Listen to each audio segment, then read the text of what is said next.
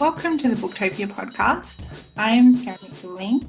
I'm absolutely delighted to be here today with my colleague Shanu Prasad talking to the amazing Sally Thorne. Hi, Sally. Oh, hi. Thank you, Sarah and Shanu, for having me. We are delighted to have you on. We're big fans, and we've both just read your upcoming book. But for the people listening, would you mind just outlining a little bit about second first impressions? Starting off with an easy question, huh? Actually, it's probably a hard one because I haven't had to talk about this book much yet. Second First Impressions is about a young lady who feels pretty old.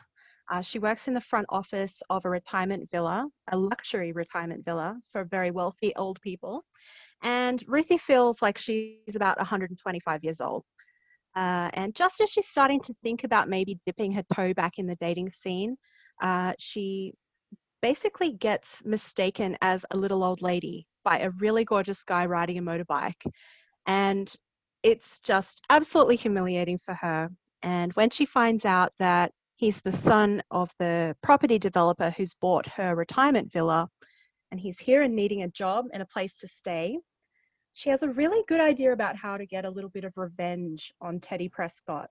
Her most wealthy and eccentric residents are the Parloni sisters, and they only hire young men as their personal assistants. It's a really hard job. On the surface, it seems easy, run down and get fresh flowers and go and get them takeout and pop into Chanel and pick up a new coin purse for them. But they layer the job with so much humiliation that none of their boys have lasted for a week. So Ruthie's got this young guy needing a job, and she thinks, I think that I'll let him go up and work for the Parlonis. But to her surprise, Teddy's not a quitter. I love the concept of the Parloni boys so much. I'm laughing just hearing you go over the plot. It's so delightful. Oh, thank you. Setting a romance book in a retirement village, that's not something that, one would immediately think of. Although it was, if I have to retire somewhere, that seems like a great place to retire to, and I'd like to retire there. But can you tell us about how that came to be? Why did you decide that that's the setting for the newest book? This book is a daydream and a story that I used to tell my friend back probably 10 years ago when I worked in a miserable office job. Have you ever had a friend at work and they were just the person that basically kept you alive? And if that person wasn't at work, you were dead by 5 p.m.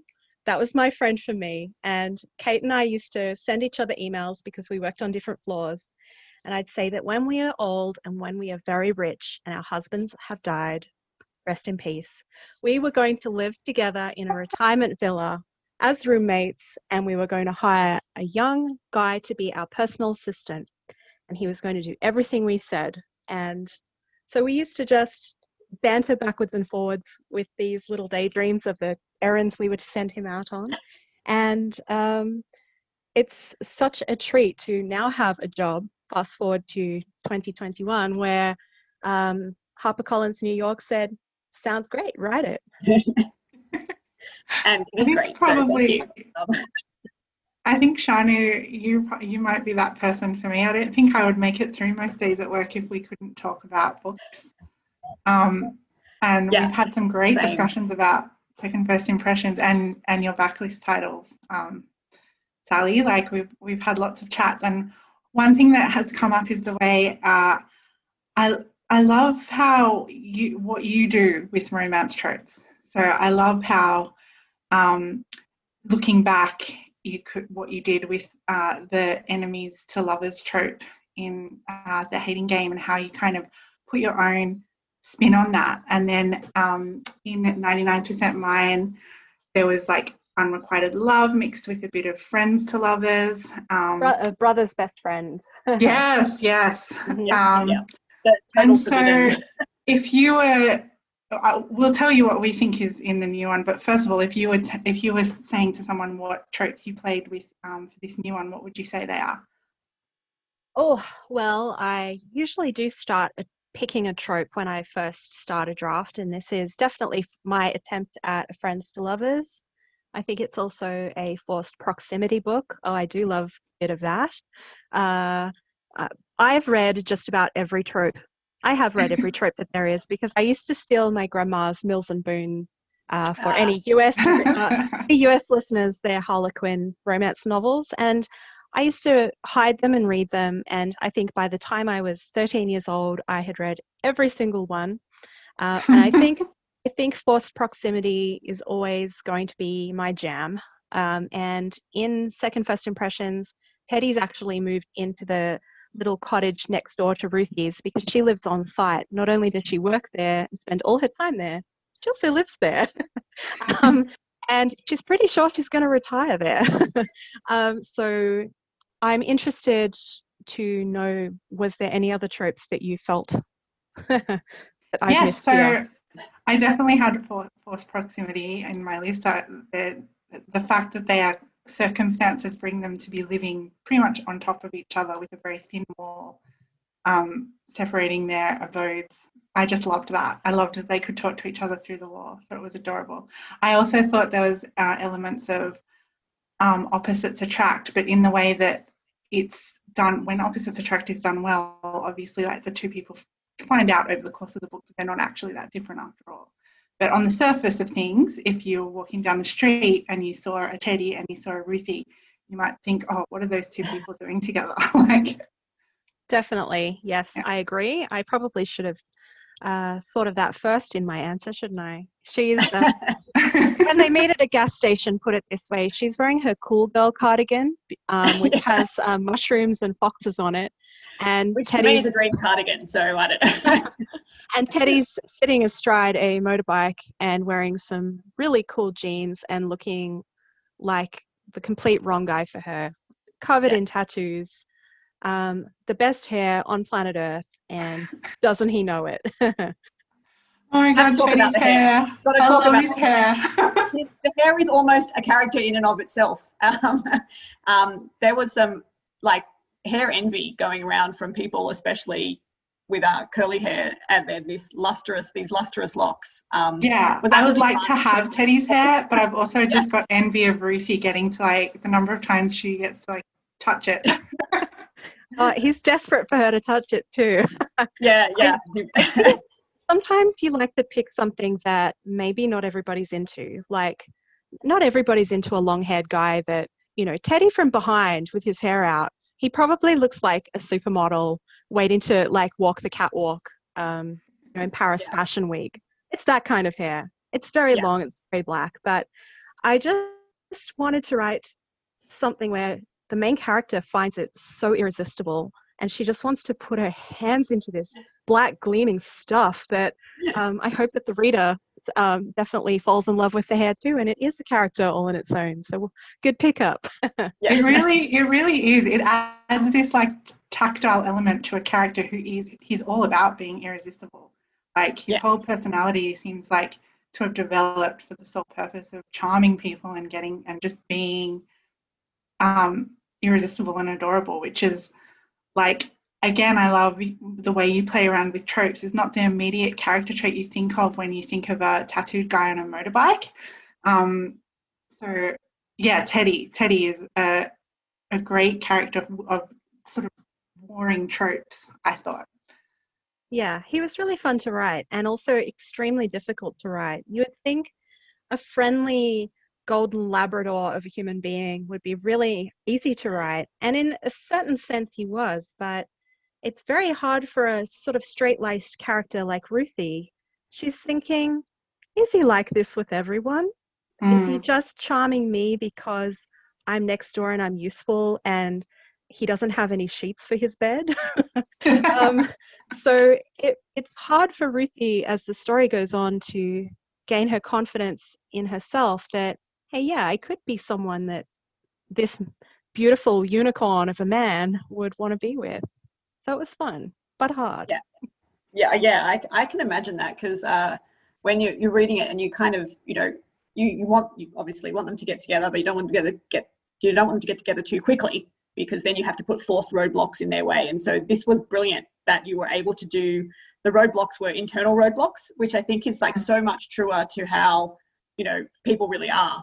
And so I think that's the other thing in your books, that, you know, you can really, what stops characters is really all about them. And I love that you can really get that sense. It's not just, you know, circumstance. It's also, you know, they have to learn and grow to be able to kind of, you know, for the happy ending. And I really appreciate that, because I think that's really, not everyone does that. And so I really like it when you can get like more than, you know, you get so many different things out of the book. You don't, you know, and the humor in the book is the other thing that, like, everyone in the office, like all of our team, like half our team have already read it, and everyone has just loved it like so much. And that's the one thing that everyone is also talking about, how it's just there's just something about like the characters, like obviously the Paloni sisters are like just the best characters ever. And I just imagine them in my head, and they just seem like, I wish I could know them. Like, I wish they were real. I want to be them.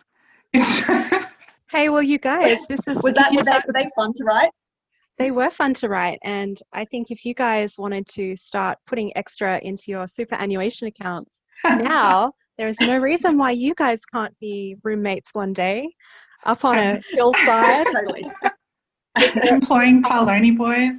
Your recycling bin crammed full of flat packed Prada carry bags, and yeah, sounds great.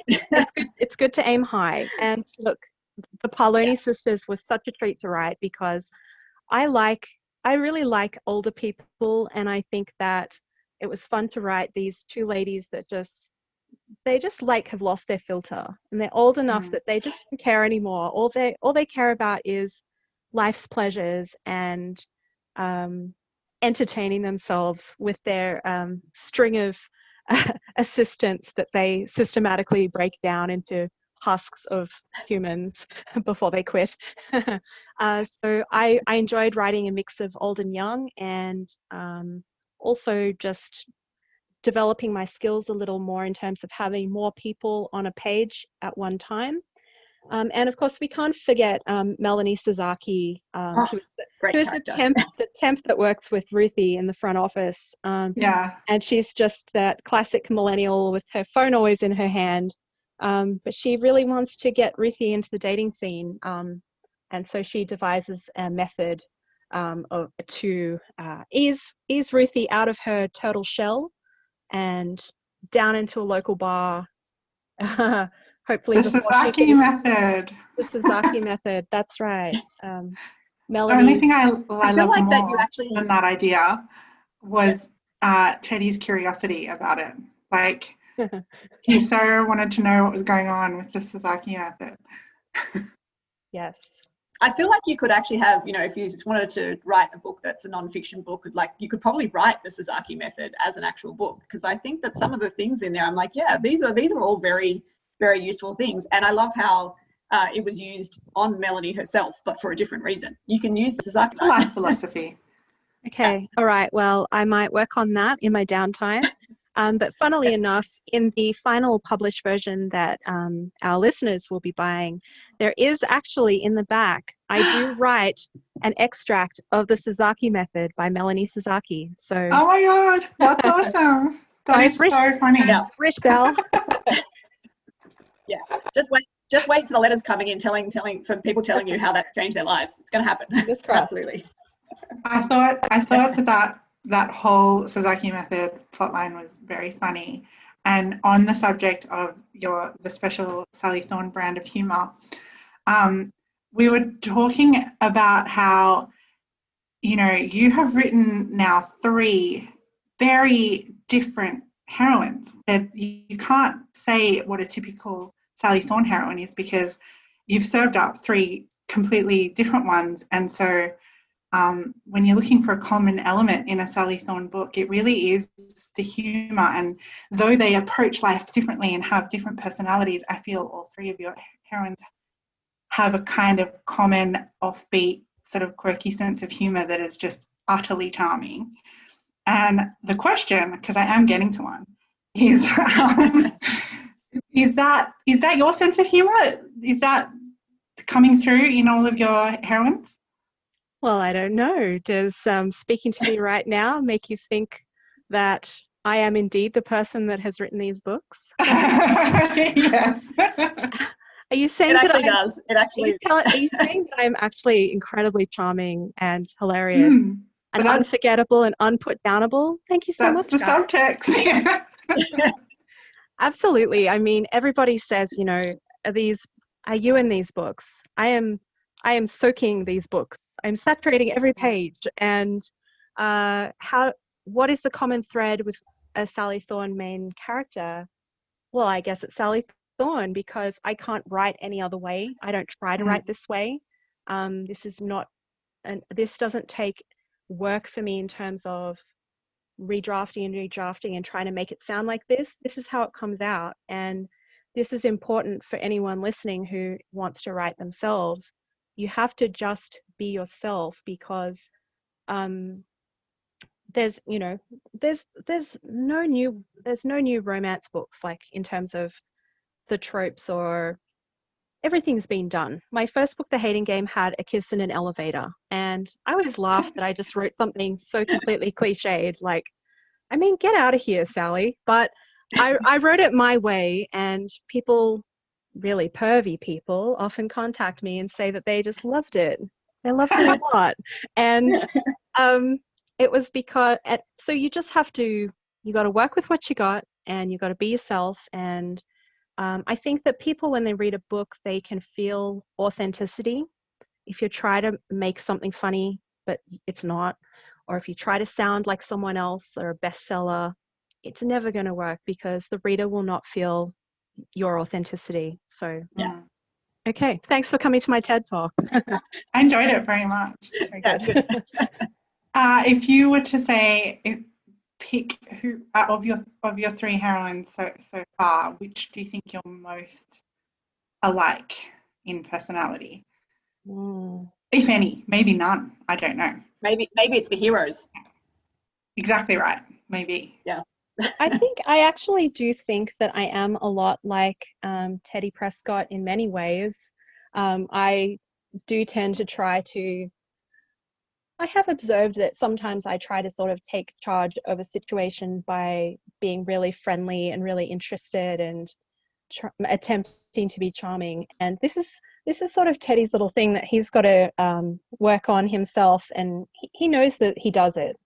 You know, he comes into the situation when he meets the Parloni sisters, and he goes to work on people and he makes them love him. And I think Ruthie is very frustrating for him, because she sees what he's doing.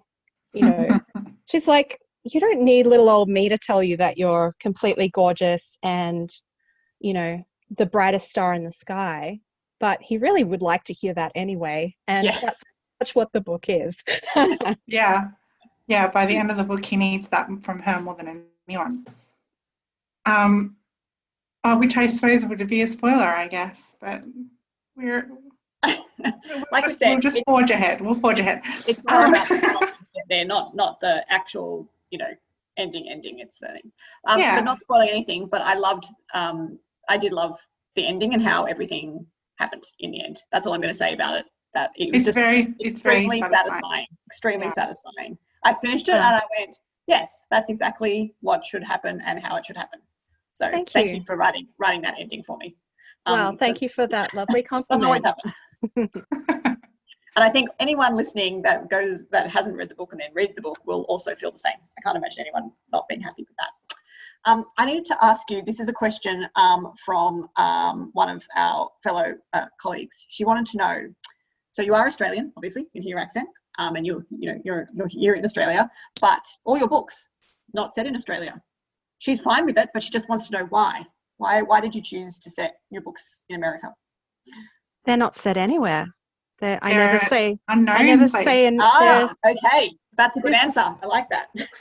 It's funny because they're not. The Hating Game, I always figured to myself, I wrote The Hating Game as a gift for a friend. I did not write that as my big publishing dream. It was a gift for a birthday gift for my friend. I'm like a really intense friend like that. I was going to say, that's is there anything you guys want for your birthday? Just name it. I'll make it happen. Find my own doll's house. I will make dreams come true. So anyway, so that was not written with the intention of being Sally Thorne. Anyway, yes, with the hating game, I just decided that I would work it out later, and I got an agent, and it went out to publishers. And when I got my book deal, I thought it would be the first conversation that we would have. You know, that I would have to ground it in a particular town, or maybe I'd have to go and do some research.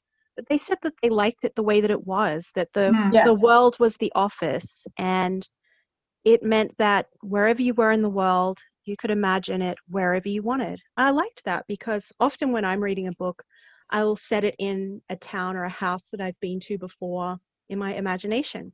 And when I spoke to my editor in London, she said to me, she said, what I loved was that you set it in London. And I said, no, I didn't set it anywhere. But because she'd imagined those streets where Lucy and Josh had walked to work, and she worked in publishing in London, that's where she thought it was. So this book is now published in 26 countries, and people can imagine it wherever they want. And and I never say in second first impressions where it is set. I will concede that, I thought it was actually their own thing. I thought it was, because the only reason I said US is because that's what my colleague said, whereas I thought the whole time, until we talked about thrift stores, that's what made it to me seem like American, because the word thrift store is such an American thing to say, whereas in Australia we say op shop, and in the UK they say charity shop. So it's that kind of thing. But apart from that, if you took that word out, I thought it was set in the UK. It felt to me like very much like an English countryside. And she was like, no, of course it's in America. And I'm like, oh, okay. I didn't even think about the setting. I didn't think about it at all. And I remember reading The Hating Game, that I read the whole book, and it wasn't until discussions after the book that we realized there'd been no city pinned down. But I love that about your books. Yeah. And I love that you're so caught up in the relationship that stuff is just it doesn't really matter. So speaking of The Hating Game, you kind of burst onto the scene with this massively successful debut.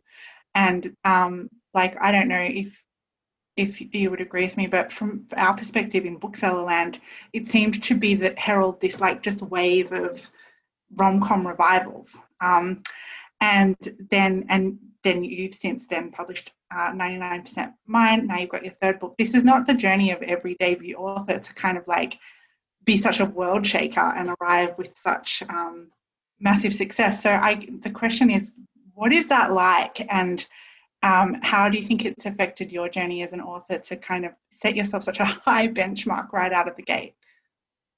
Well, I've never had any expectation for this entire process. I am someone who has zero expectations. As I said, this book was written as a gift. If you think about it, second first impressions is also a gift for that friend in that office that we used to have these little chats about. So that's how I try to, I guess, 2 out of 3 books were gifts. And I think that's how I will continue on writing, finding that one person in my life that I think will really love this. So every single step of the way has been a surprise. A really good team, obviously helping me out. That's really surprised me throughout this journey is how many people are involved with creating a book. And I know that I am one part of that team. So I'm always remembering that. And I'm a much bigger deal over in the States. So it wasn't until I did my book tour for 99% Mine when I flew over, and I was walking to my first event, which was at the Ripped Bodice, which is a very famous romance brick and mortar bookstore in Los Angeles. I was walking over to the event and I was waiting at the traffic light, and I had one of my, I had a pin on my jacket of Lucy, and the girl at the traffic, at the light next to me, she said, "Oh, you're going to the Sally Thorne event?" I was like, "Sure am." And I met people at the KissCon big romance convention in Chicago that were they were shook to meet me. And that was the first time that I realized that, okay, I've done something here, and I've just been generally surprised and bewildered throughout this entire experience. It's really amazing going back to my memory of what was going on in romance publishing before The Hating Game came out. And like it might just be that things have to get to a certain level of popularity to really like ping for us. So I can't speak knowledgeably about what was maybe or maybe not going on, but it seemed like you began this like written from the first person perspective romance that just hadn't been really happening, or at least not happening with such mainstream popularity. And that was, I think, what made your Enemies to Lovers romance so different to ones that come along before, because it's written in first person and you're very much in Lucy's point of view, and that was just something that didn't seem to be happening that much in the genre. Would you agree with that, or is that just I'm a bit of a layman and I don't know if I'm saying things that are just only true because I don't have enough genre knowledge? No, it's okay. I think a lot of the things that people pinpoint that they like in my writing, for example, the way that the characters are together, and I let moments sit maybe a little longer than other books do, is because I'm really heavily influenced by fan fiction. And I was writing fan fiction before I wrote The Hating Game. I've got a huge fan fiction still up online. It's like 150,000 word Twilight fan fiction. Oh my God, 150,000. So, I mean, I was writing at the same time that a lot of really well-known and well-published authors were writing fan fiction in that same space as me at the same time. So, for example, my best author friends, Christina Lauren, two people writing as Christina Lauren, they were writing fan fiction at the same time as me. And we became friends. And when they got their book deal, they said to me, if you ever write a book, give it to us so we can read it. And I did. And I said, I wrote this for my friend.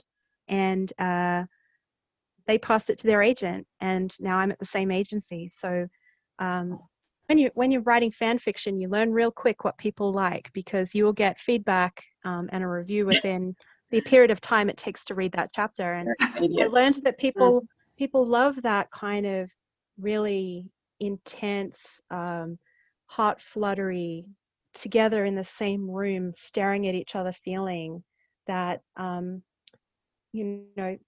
maybe other people sort of want to move the bigger plot lines along, but I just really like writing those small moments. And yes, I think people like living in those moments with you, and it's like in large part because of your book that I've read so much more romance than I would have read otherwise. I think I just got into this like, well, I need more of that, and so then you have to like hunt out the similar authors, and it's a really like the romance genre is really big, and it can be really hard to go and find similar authors, because I just feel like it's just hard to navigate. And so one thing that really points out a book that is kind of been published to appeal to Sally Thorne fans is those cartoon covers. So like when you see one of those, you're like, oh, okay, like let's read this blurb and let's see if this appeals to me.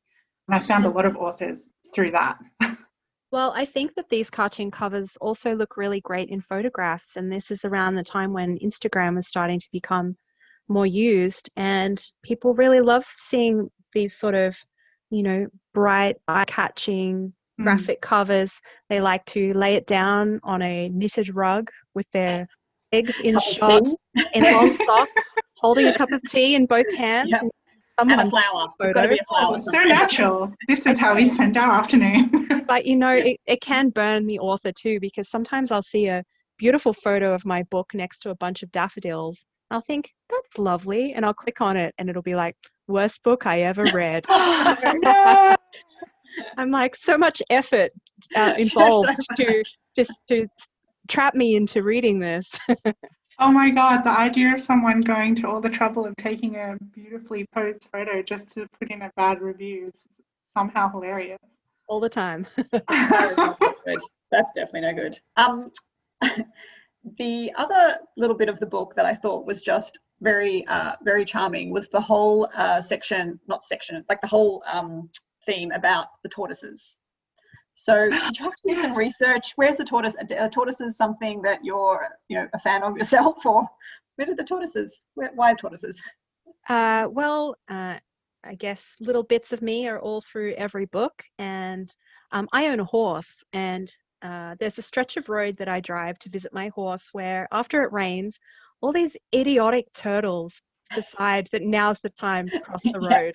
And it personally stresses me out because I'm like, little buddy, we can't be doing that. So I have a special pair of tortoise gloves in the back of my car, and after it rains, I'll pull over and depending on which way the head is pointing, I don't want to set them back, half an hour's travel time. Yes.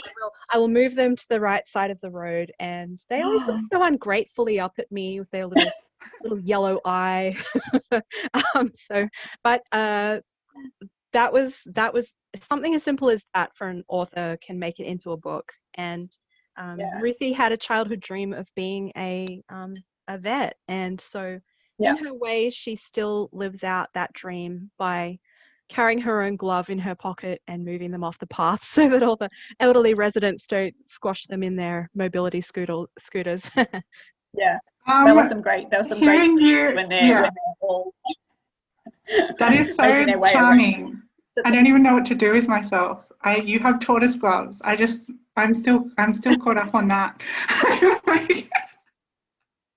And it also is such a great plot point to be able to show, how Teddy interacts with a certain tortoise.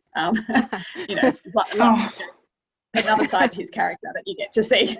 Yeah, I think there's two ways that you really fall in love with Teddy, and one is watching how he copes in his new job, because this is a job that many people have not even lasted out the day, and the way he copes with that, and the other is his interactions with his tortoise. Yes, I do give Teddy a tortoise, and it is adorable. So I don't think that's a spoiler. I think it's just a fact. No, I think it's a highlight. People should know. Everyone should know about Teddy and his tortoise.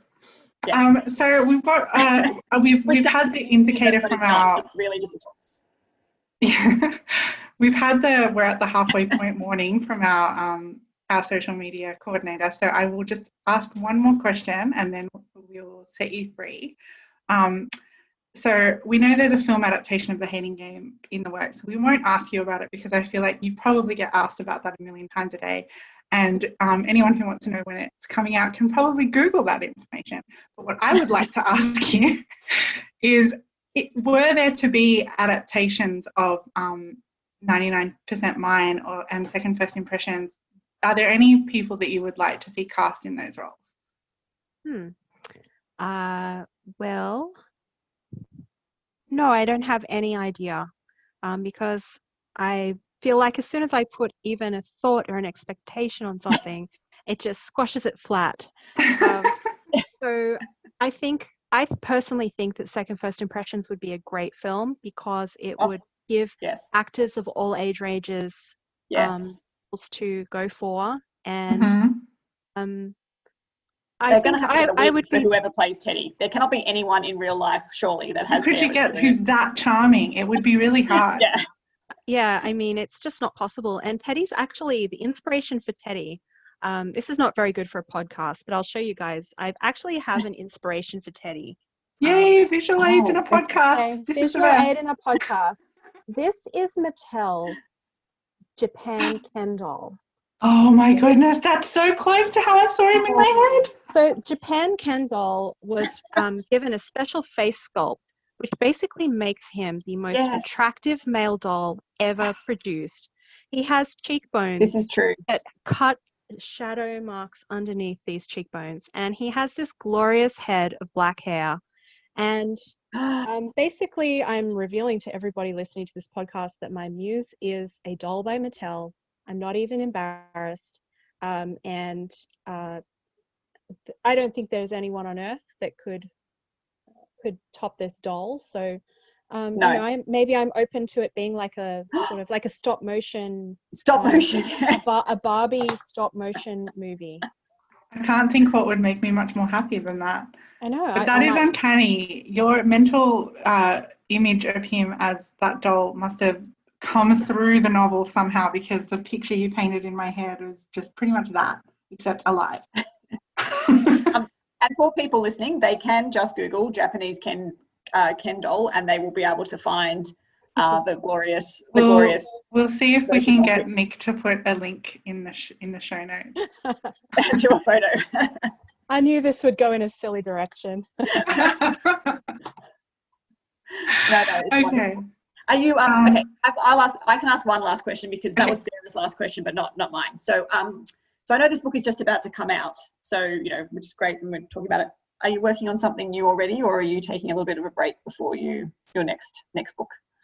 No, I generally run a couple of projects in parallel, mainly because that's a very inefficient way to work and live, and I am a procrastinator at heart. So I'm working on finishing up, I guess, what is my quarantine novel, and it's not even my publisher knows what it is. It's a huge risk to take. I'm figuring out myself, and I'm working on outsmarting myself. And well, I'm a slippery little devil, and what I do is I write half of a book and I let my agent or my editor read it, and they say, "Wow, that's so great. We'll have the rest as soon as possible." And then I sit frozen here at my chair crying for about 7.5 months straight. So I don't recommend that as a way of conducting yourself in this kind of job. So everyone has their process, though. It's a very inconvenient, uncomfortable process. So I'm now writing an entire book, like in secret, like a gift, like I did with The Hating Game. No one knows, and I'm just going to say, here you go. And there's a chance, because it is very, very different, that they might say, "What the hell is this?" And then I might have to start book 4 all over again. But it's something that's really different. It's not set in present day, and it is fan fiction of a sort, and it is incredibly disturbing and romantic and really funny, and I'm loving writing it. So I'm hoping that the publisher loves it too. So if someone's listening to this in several years' time and they're like, "This is nothing like what her 4th book was," we'll just know that what I'm working on now was crap. But what a pitch, though. Everything you said has just explosions of "yes, please" going off in my mind. It sounds amazing. All right. Okay, I'll print you guys off a copy each down at Officeworks. And stop it. I would die. That would be amazing. Sally, thank you so much for talking to us today. It has been such a pleasure. Thank you so much for having me. I feel like my spend at Booktopia is probably approaching $1 million. So to contribute in some other non-financial way to your fine establishment has been an absolute pleasure. We need to make you a VIP customer stat. That's right. Am I a sponsor of this podcast? Yeah. And everyone listening, you can get a copy of Second First Impressions by Sally Thorne, as well as Sally Thorne's amazing backlist titles, at your local bookstore or online at Booktopia. Thanks for listening, and never stop reading.